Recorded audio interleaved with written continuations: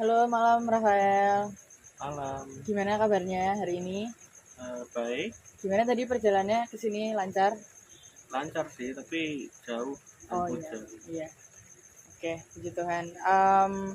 Sekali lagi aku mengucapkan terima kasih kamu udah bersedia untuk ketemu lagi sama aku. Setelah 1 minggu yang lalu kita sempat berdinamika untuk membahas permasalahan kamu. Nah hari ini kita bakal melanjutkan lagi apa yang udah kita bahas di minggu kemarin. Mungkin dinamika kita kali ini akan berjalan sekitar 1 jam ke depan. Jadi nanti kita bisa ngobrol bareng tentang permasalahan kamu dan bagaimana perkembangannya. Seperti itu. Mungkin kita sedikit kilas balik lagi ke apa yang sudah kita bahas di minggu lalu. Permasalahan kamu itu demotivasi ya. Jadi mungkin aku sedikit menjelaskan lagi. Demotivasi itu suatu kondisi di mana kamu kehilangan semangat atau kehilangan motivasi untuk mengerjakan sesuatu gitu. Betul? Betul, Iya, seperti itu. iya. Dan demotivasi itu penyebabnya bisa dari banyak hal dan bisa terjadi dalam segala aspek, mungkin tentang pekerjaan atau mungkin tentang perkuliahan juga gitu, dan bisa disebabkan karena banyak hal gitu. Untuk yang kamu alami itu kan sepertinya karena saking banyaknya beban tugas yang harus kamu kerjakan seperti itu. Dan di minggu lalu aku sudah memberikan um, beberapa tugas atau mungkin PR yang bisa kamu lakukan. Mungkin kita membahas itu satu persatu ya, dan bagaimana perkembangannya setelah kamu melakukan um, tugas yang aku kasih. Uh, Kemarin aku menyampaikan untuk kamu bisa mulai mencari kegiatan-kegiatan yang positif supaya bisa menambah semangat kamu dalam belajar. Kalau untuk berolahraga, kemarin aku sempat menyampaikan untuk kamu bisa melakukan olahraga setidaknya 2 kali dalam seminggu. Dalam seminggu ini sudah kamu coba? Baru sekali doang sih, Baru belum sekali. sempat Oh yang untuk iya. dua kalinya. Oke. Tapi itu udah langkah yang bagus, sudah dicoba 1 kali untuk berolahraga. Itu olahraganya kamu sendiri atau Sendirian doang, sendiri? Oke. Itu kamu lakukan olahraga selama berapa lama waktunya? Berapa menit? mungkin sejam. Oke. Kalau dari kamu sendiri setelah melakukan kegiatan olahraga itu, kamu merasa ada perubahan nggak? Atau ada dampaknya terhadap diri kamu atau terhadap semangat kamu? Lebih ke merasa segar aja sih, jadi ya seperti refreshing gitu. Oke. Kira-kira untuk kedepannya kamu bersedia untuk melakukan itu lagi atau gimana? Bisa bersedia secara rutin. Oke. Terus aku sempat menyarankan ke kamu untuk bisa mencari social support lagi. Di minggu lalu kamu menceritakan kamu sebenarnya sudah mendapatkan support juga dari teman-teman, dari keluargamu juga. Tapi mungkin karena mereka tidak ada di sini juga, tidak bisa bertemu secara langsung. Um, Kemarin aku menyarankan kamu untuk bisa belajar atau mengerjakan tugas-tugas yang sifatnya berat itu bersama dengan teman-temanmu. Apa udah coba untuk dilakukan? Belum sempat sih, karena Oke. mungkin belum ada waktu untuk janjian. Oke. Berarti sejauh ini kalau ngerjain tugas masih banyak sendiri ya? Iya, soalnya biasanya yang lain punya kesibukannya sendiri, jadi susah nyari waktu. Oke.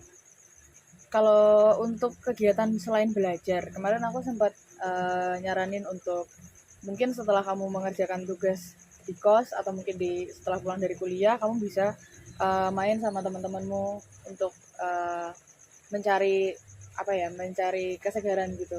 Itu udah coba dilakukan juga. Sudah. Oke. Dalam 1 minggu ini berapa kali kamu main sama teman?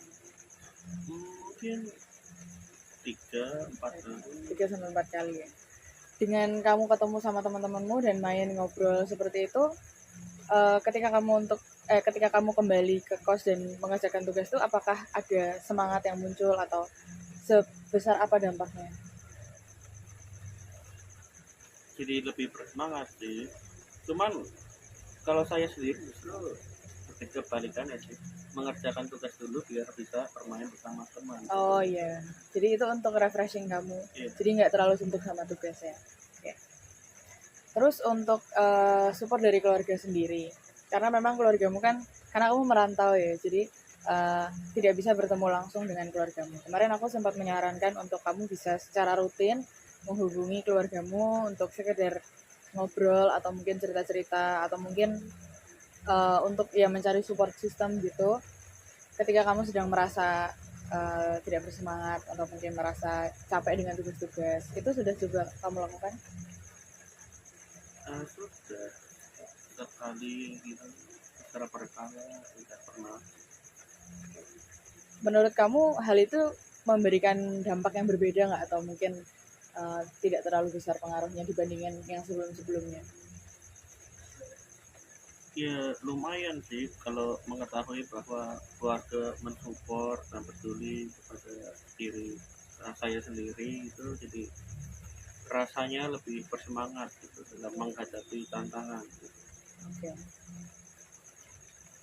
Oke, terus untuk mengenai soal time management gitu, mungkin kemarin permasalahan kamu tidak terlalu berpusat sama cara mengatur waktu, tapi aku sempat memberikan beberapa saran ke kamu kan untuk perihal teknik-teknik belajar supaya kamu bisa lebih seimbang antara waktu belajar dan juga waktu istirahatnya.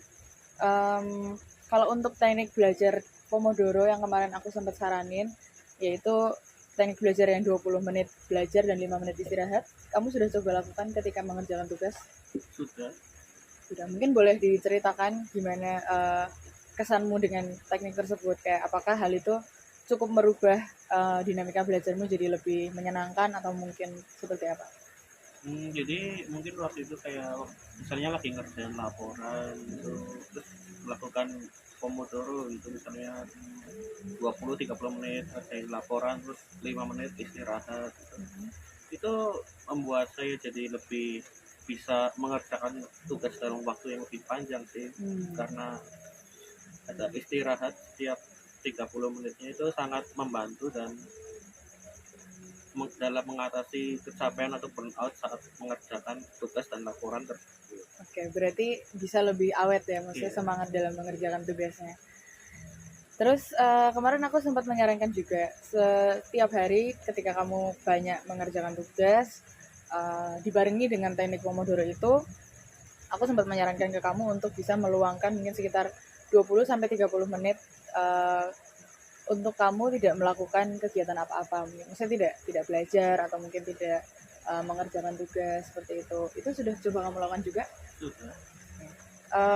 Dalam waktu rentang 20-30 menit itu, kira-kira apa yang kamu rasakan, dan setelah itu dampaknya seperti apa untuk diri kamu? Yang dirasakan itu lebih rileks dan santai, jadi lebih siap untuk mengerjakan tugas-tugas selanjutnya setelah waktu istirahat tersebut. Oke, berarti dengan kamu meluangkan waktu itu ya sebagai waktu beristirahat juga ya, sebagai waktu beristirahat kamu bisa recharge energi lagi untuk mengerjakan tugas-tugas yang lain. Berarti sejauh ini ada beberapa yang memang mungkin belum dilakukan secara optimal, tapi sebagian besar sudah bisa dilakukan dan memberikan dampak yang cukup baik ya untuk kamu sendiri. Bisa dibilang seperti itu. Oke.